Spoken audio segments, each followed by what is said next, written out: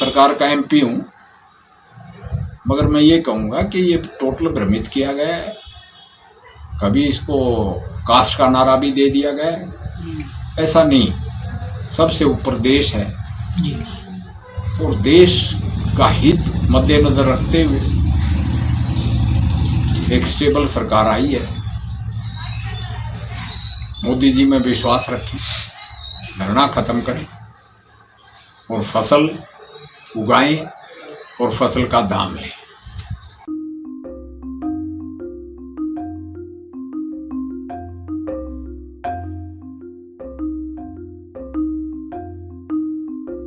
DNI पर सबसे पहले खबरों की अपडेट के लिए सब्सक्राइब करें और बेल आइकन को दबाना ना भूलें।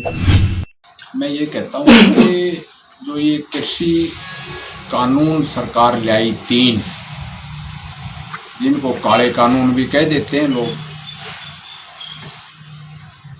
ये किसानों के पूरी तरह हक में। मैंने डिस्कशन पार्लियामेंट में भी सुनी है, इसका समर्थन भी किया है। फिर इसके समर्थन में हांसी में रैली भी ट्रैक्टरों की निकाली थी।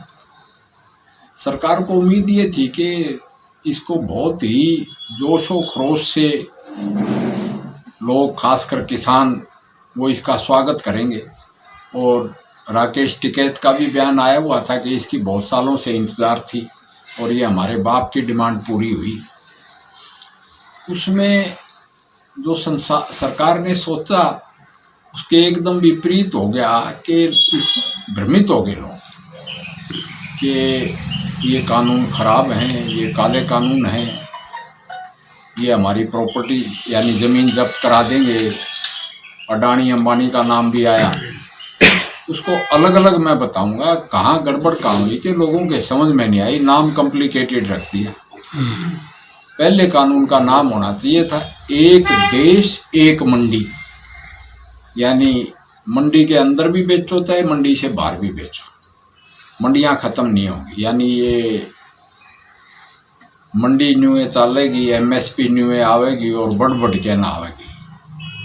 ये लोगों को समझा दिया जाता। इन्हीं पे ऑब्जेक्शन है कि भाई बाहर भी, पहले भी मंडी से बाहर बेचते थे। जब हम बच्चे थे तो खेत में से उठा ले जाते थे व्यापारी और घर से भी उठा ले जाते थे। अब भी मंडियों में तकलीफ थी लोगों को। क्या तकलीफ थी कि एक तो पहले रजिस्ट्रेशन करना पड़ता था, फिर उस दिन नंबर आए ना आए, लंबी लाइन होगी, उठान हुआ नहीं, ऊपर से बारिश आ गई, मंडी का टैक्स भी लगता और उस जिस दिन जिन्हें छोड़ के आते उस दिन एक्स्ट्रा टैक्स लग जाता। अगर वापस जाएं तो किसान को और एक्स्ट्रा खर्चा लगता। इन सब को मद्देनजर रखते हुए और खासकर कुछ किसानों की ये भी शिकायत थी कि 2 दफ़ा ऐसे उठाते हैं, आड़ती कह देते हैं ये तो गीला है और उसको फिर कम दाम, औने पौने दामों पर खरीदते हैं। तो इसको दूर करने के लिए हमने, जैसे एक रास्ते में भीड़ हो रही है, ट्रैफिक जाम है, तो एक विकल्प दे दिया कि भाई इस रास्ते से आप निकल जाओ, यानी बाहर से भी आप बेच सकते हैं। दूसरा ये था कि अब तो ये है एपीएमसी के आपकी निर्धारित मंडी है, अगरवा की मंडी है तो वहाँ आसपास के गांव वहीं रजिस्टर्ड है, वहीं बेचेंगे। अब ये कह दिया एक देश एक मंडी कि आप उकलाना बेचो, आप फतेहाबाद बेचो, आप हिसार बेचो, आप आदमपुर बेचो, और आदमपुर से परे राजस्थान में बिकती है तो वहाँ भी बेच दो। इससे तो किसान को सुविधा है, उसको अच्छा भाव मिलेगा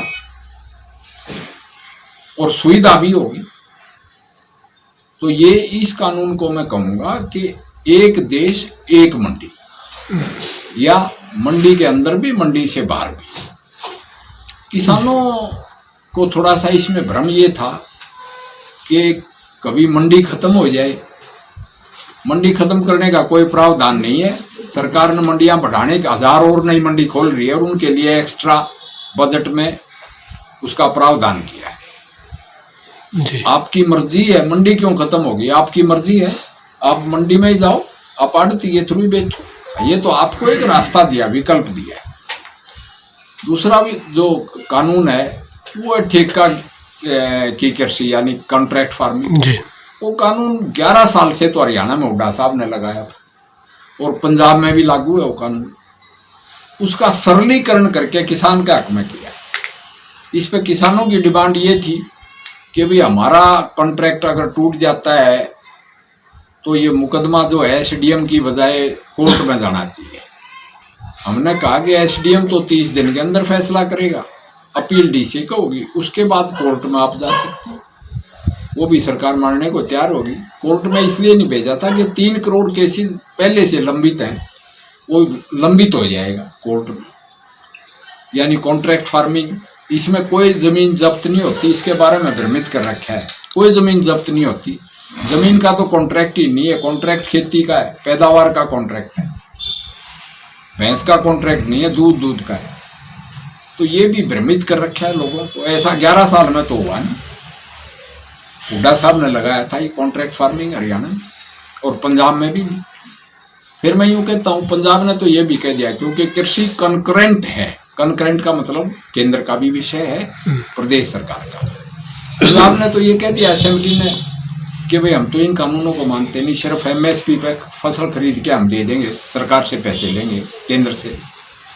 जब उनका लागू ही नहीं है ये पंजाब में, और कॉन्ट्रैक्ट फार्मिंग पहले से है, तो वो उठ के क्यों आए? इसमें तो कोई और बात लगती। और तीसरी बात जो है वो है भंडारण वाली, यानी essential commodities act. Essential commodities act में एक प्रॉब्लम क्या है कि हमने 8 महीने तक कोविड में, लॉकडाउन में मुफ्त 5-5 किलो गेहूं या चावल 80 करोड़ लोगों को बांट भी दिया। उसके बावजूद भी हमारे पास 2.5 साल का राशन अब भी पड़े हैं। और पीडीएस में भी हम देते हैं, पब्लिक डिस्ट्रीब्यूशन सिस्टम में भी सब्सिडाइज्ड, यानी इतनी पैदावार होगी गेहूं और चावल की। और दूसरे बीज बोने लोगों ने बंद कर दिए, दूसरी फसलें। तो उसमें सरकार कहती है भी हमारे पास तो व्यवस्था, वरना इसको चूहे खा जाते हैं, कभी बारिश होगी, कभी इस पे जो है वो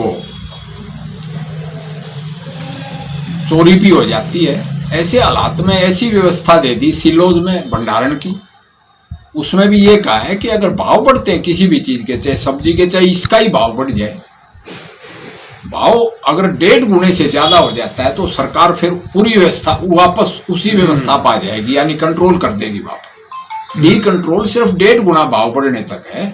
लोग यूं कहते हैं कि भाई हमसे खरीद लेंगे सस्ता और बीज के वक्त हमें महंगा देंगे। नहीं, उसमें ऐसा प्रावधान है कि अगर 1.5 गुना इसकी कीमत होगी तो सरकार दोबारा कंट्रोल कर देगी। अब डी कंट्रोल इसलिए किया है कि इतनी गेहूं, इतना चावल हम डालें कहाँ? इस व्यवस्था से 3-3 साल तक आप स्टोर कर सकते हैं, और बगैर गोलियों के स्टोर हो जाता है। नहीं, ये गोली खा लोग रोग से मर रहे, तो ये भी व्यवस्था ठीक है। फिर हम कहते हैं कि वो आगे एक्सपोर्ट कर दो, हमारी गेहूं को, हमारे धान को वो एक्सपोर्ट करो।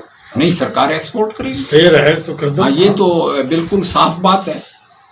उसमें वो कहते हैं कि नहीं भंडारण है, हम भूखे मर जाए, वो सब भ्रांतियां फैला रखी हैं। असली लोभ की बात तो ये है कि कोविड की वजह से चीन से इंडस्ट्रियां उठने लग के इंडिया में आने लगी, वियतनाम में जाने लगी।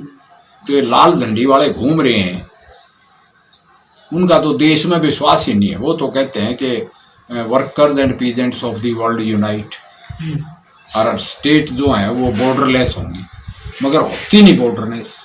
जी, रूस टूट गया, उसमें बॉर्डरलेस बनाई थी, अब 13 देश निकले हैं रूस से। तो इस के पीछे मैं ज़्यादा ना जाऊंगा क्योंकि सरकार का एमपी हूँ, मगर मैं ये कहूँगा कि ये टोटल भ्रमित किया गया है। कभी इसको कास्ट का नारा भी दे दिया गया है, ऐसा नहीं। सबसे ऊपर देश है, और देश का हित मद्देनजर रखते हुए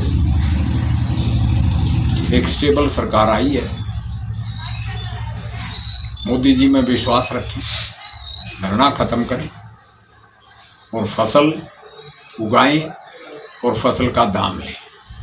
डीएनआई पर सबसे पहले खबरों की अपडेट के लिए सब्सक्राइब करें और बेल आइकन को दबाना ना भूलें।